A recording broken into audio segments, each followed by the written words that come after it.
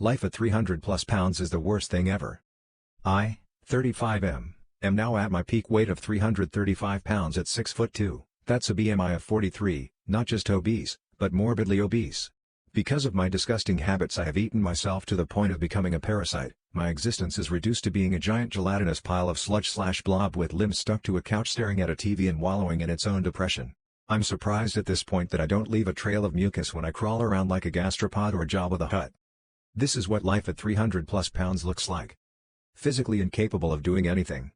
Unemployed for obvious reasons. Every single day is the same. I can barely even walk, I barely shower, I can't do nothing for myself. Essentially a parasite, financially dependent on roommates. Once went a whole week without going outside at all. Think about how depressing and soul-crushing that is. Homebound and only physical activity is walking to the bathroom and to the fridge to get more food or going to the grocery store to buy more food and get even more fat and gross. Reduced to sitting around on couch and staring at TV all day while shoving behemoth piles of junk food down throat to cope with depression.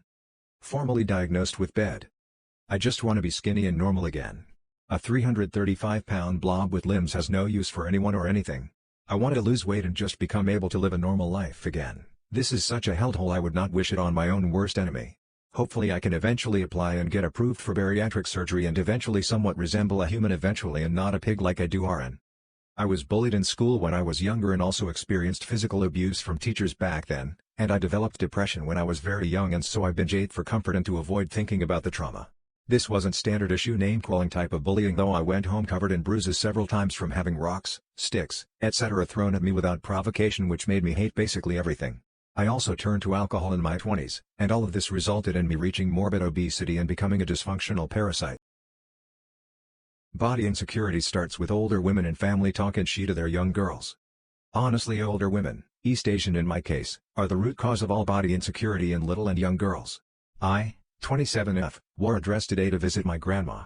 When I was bending down to hug her cause she's in wheelchair, she literally asked me, "Why is your belly so big? Did you gain weight?"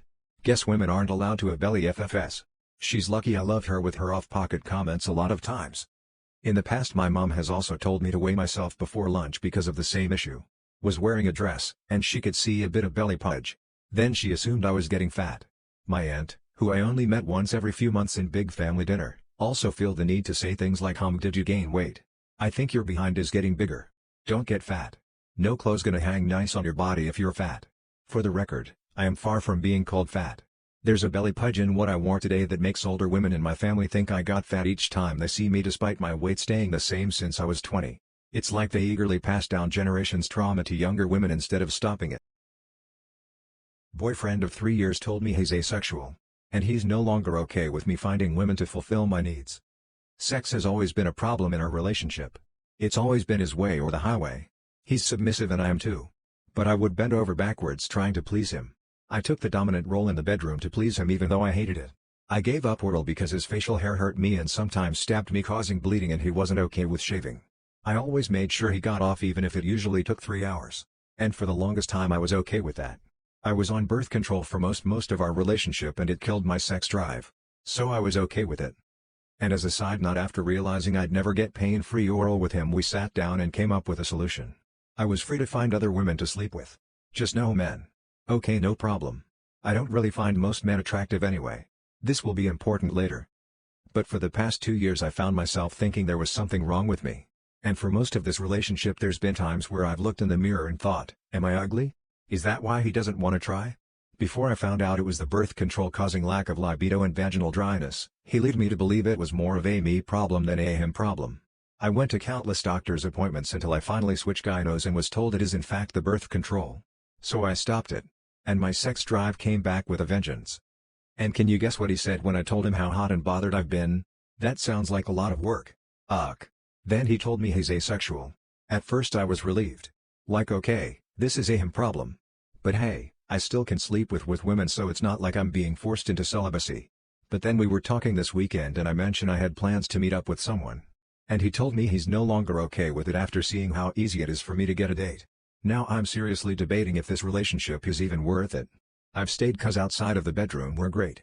But considering how getting him to talk about the intimacy problems are like pulling teeth, and now he wants me all to himself, I'm torn. I can't be in a sexless relationship. I can't be with a partner who won't communicate. I also made a mistake and got him a job where I work. And our finances are intertwined. I feel so stuck.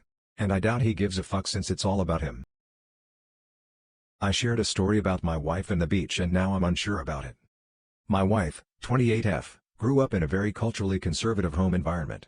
She did not have many romantic relationships before me, and she has worked through some hang-ups and insecurities that were rooted in her upbringing. One of them is body confidence. I'm biased, but she truly has a beautiful body, yet years of being told to hide it away have left her not very confident about her physical looks.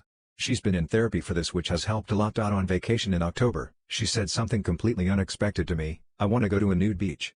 I didn't know what brought this on, although I suspected it was part of her body acceptance and maybe therapy. Long story short, we went. When we came home from vacation, I told the story about our visit to the beach to some friends and family.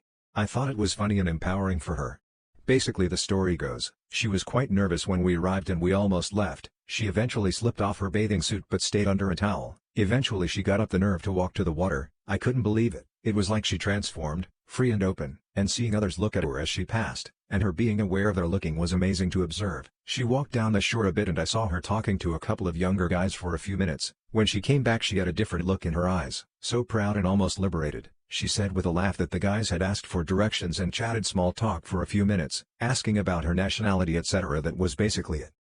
Her mother learned about this story from a family friend, and has been asking about it since. She is clearly not on board with this experience, especially talking to two men alone while undressed. She asked me pointedly what I thought about that part. I told her I thought it was great for her, it was a safe environment. She said, "Those men probably wanted to sleep with her," and I responded, "I hope so." My dad let our cat die. We had a cat, 4 months old, and we loved him except my father. He never liked cats and always wanted to sell the cat. And then a few days ago, we live in an apartment on the 8th floor. When we were all sleeping, my father opened the balcony door and the cat went onto the balcony. The cat actually likes being on the balcony, but we usually don't leave him for long because it could be too dangerous. And my father then closed the balcony door so that the cat couldn't get in anymore. I didn't know this and it even rained that night. The next day I asked where the cat was and my dad said, "Oh, I let him on balcony last night but I forgot and closed the door." And we looked out and the cat was covered in blood on the street floor. So the cat jumped off the balcony. We called the vet and he said that both of his front legs, jaw and ribs, I am not sure, with ribs, were broken and a few organs were ruptured and there was a lack of blood. And they said it would be better if he was put to sleep, and they did it. I hope he will rest in peace. My dad tells us that it's the cat's fault for being that stupid and jump off the 8th floor. I know he is wrong and that it's his fault, but he behaves like it isn't and I hate that. I don't know if he did it on purpose or not, and maybe it's not fully my dad's fault.